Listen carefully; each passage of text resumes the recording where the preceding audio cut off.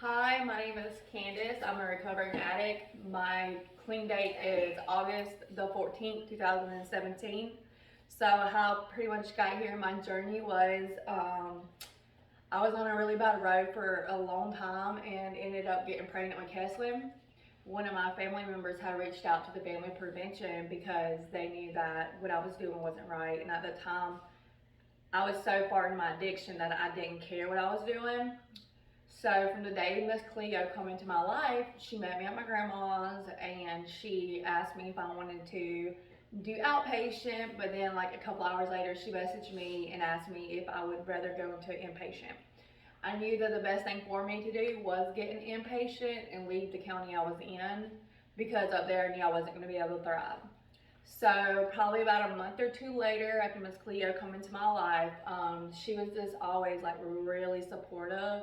She just like you could just tell like she cares.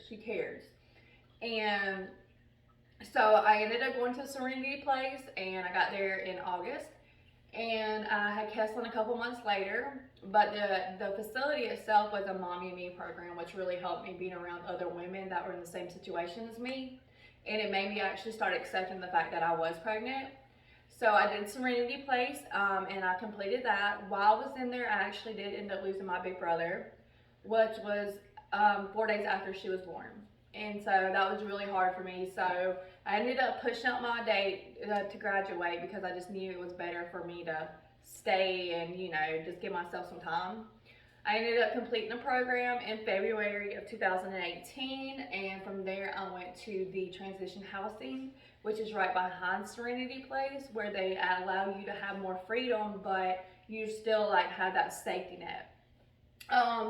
From the time I moved out there, I already knew that um, the person that was her donor was never going to change, so I already knew I was never going back up there, and the best thing for me to do was completely start back over, which I did. I moved out here with 7 pairs of clothes and a baby in my belly. Today I have a brand new house that we just got built.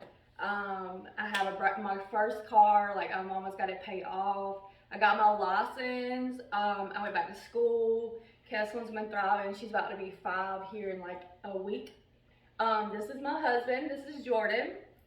He's also helped me a lot in my journey.